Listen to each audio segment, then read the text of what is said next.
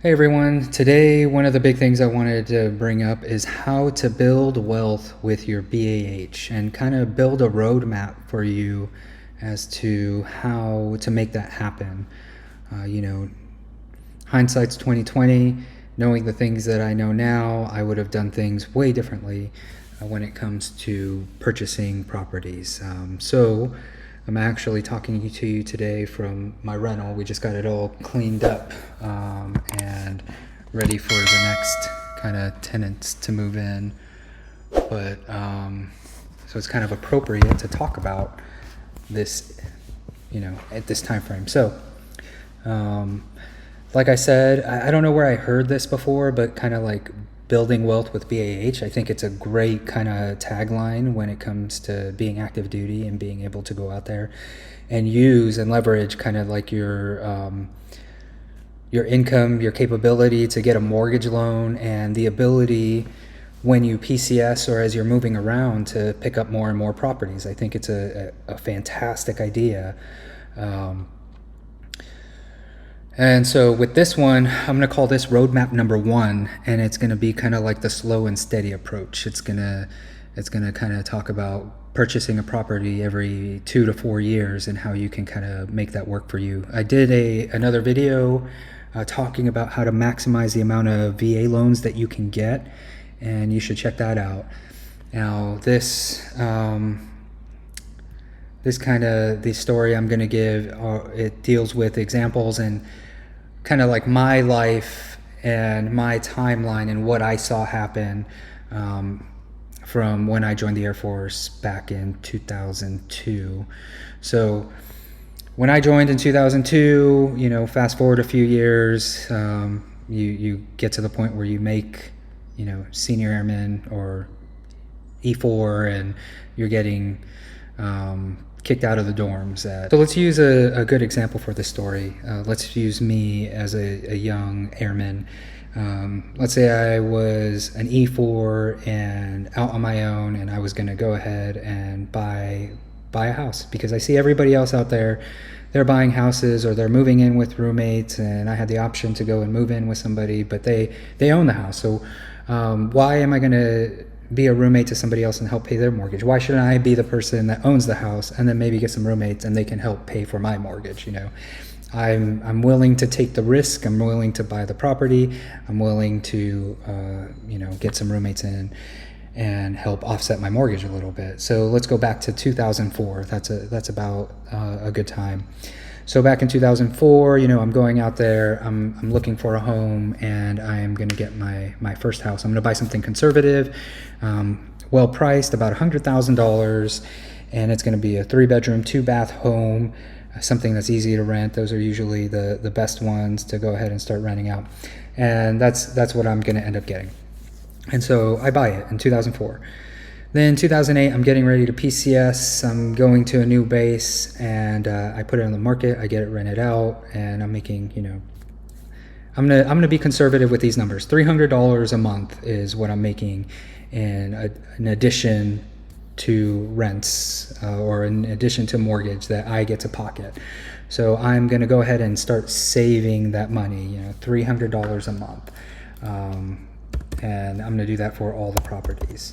So then 2008, I moved to my next base. I am looking for a new home. I'm going to look for the same thing, a 3-bed, 2-bath home, something that's going to be easy to rent in the future.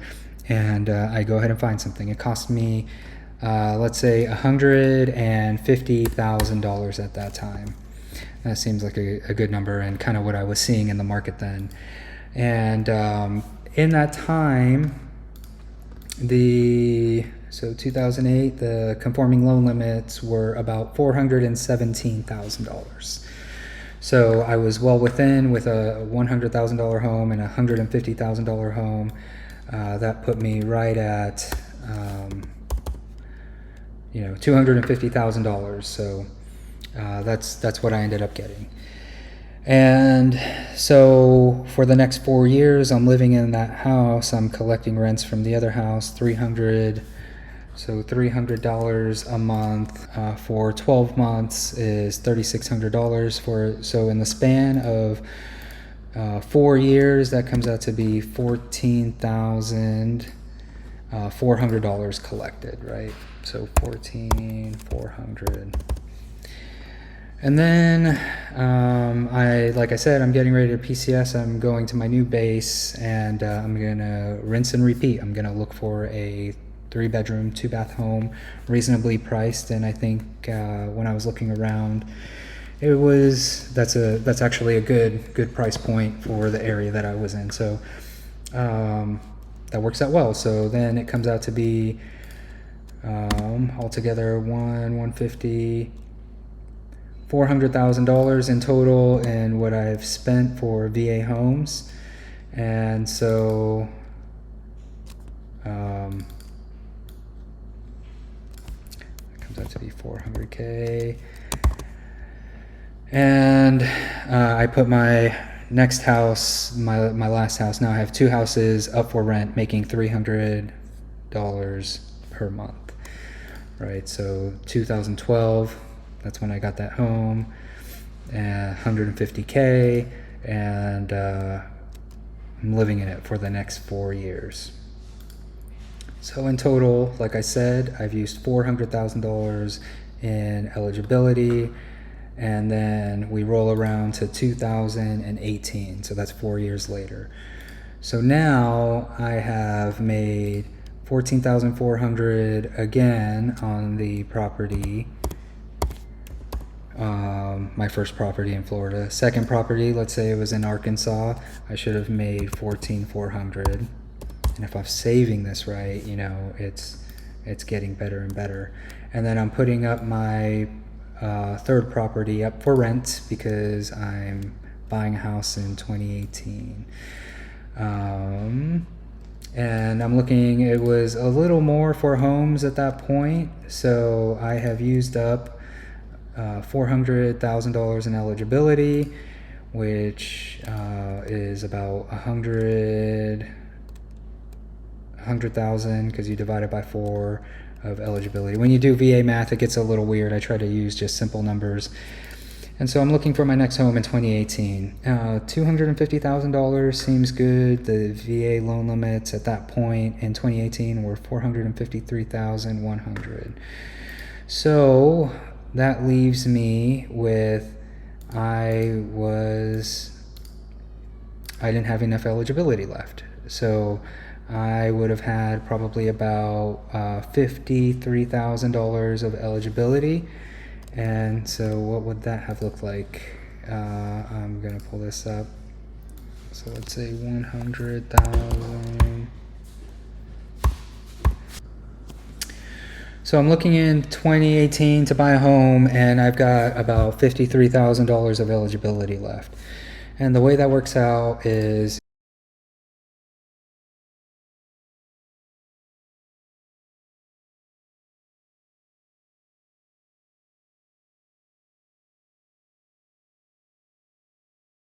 luckily I've saved enough money at that point to where I have money in the bank, and I can then just go ahead and use that and put $9,500 down, right? And then after that, so that was 2018, we fast forward to 2022, all of my VA eligibility is used up. But at this point, I've got 1, 2, 3, 4 houses under VA loans, which is awesome.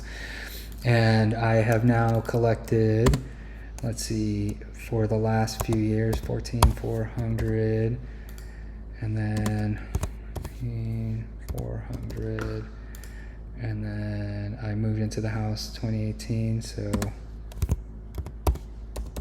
I should have collected approximately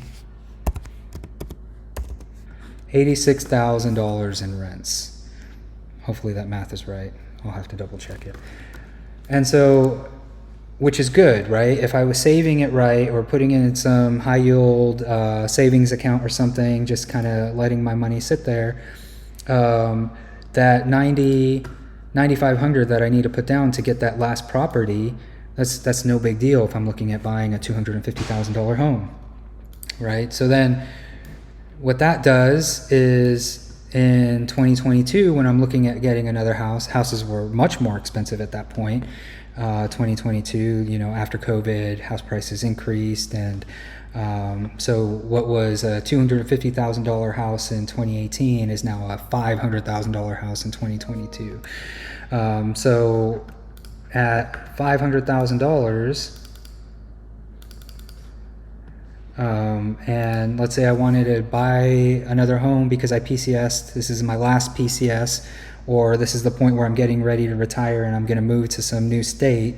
You know, if I'm looking at doing a 20% down on $500,000, that ends up being, at that point, you're looking at getting your next home because you're moving to your final state or whatever you're going to do. And $500,000 can still get you quite a bit of house, at least from what I'm seeing in my area. So a $500,000 home, and if you wanted to do 20% down so you don't have to pay PMI, that comes out to be $100,000. I mean, you're close to have saved that just in saving the rent alone. And that's at $300 a month over the last, you know, almost 18 years since you started this. So that's something, and that's if you're doing 20% down. There are other mortgage products out there because it's going to be a primary residence and you're going to move into it. You can do 5% down. Granted, you're going to end up paying PMI, but it's a great option. So what does that look like? 5% down on a $500,000 house, that's $25,000, and you already have that in the bank from the rents, right? And once again, this is just a conservative roadmap of what you could do over the span of a career. At this point, you could have 1, 2, 3, 4, potentially 4 loans under the VA loan program, and then looking at getting or 4 houses under the VA program, and then looking at getting your 5th house, your final house, as you get out of the military under a conventional at 5% down, because you then saved enough money to be able to afford that.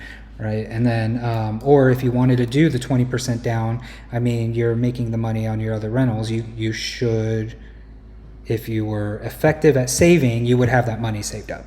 Some things to consider is going to be definitely the discipline to be able to go ahead and do this. Like, you have to be disciplined. You have to know what you're getting yourself into. You have to basically want it and have a long-term mindset.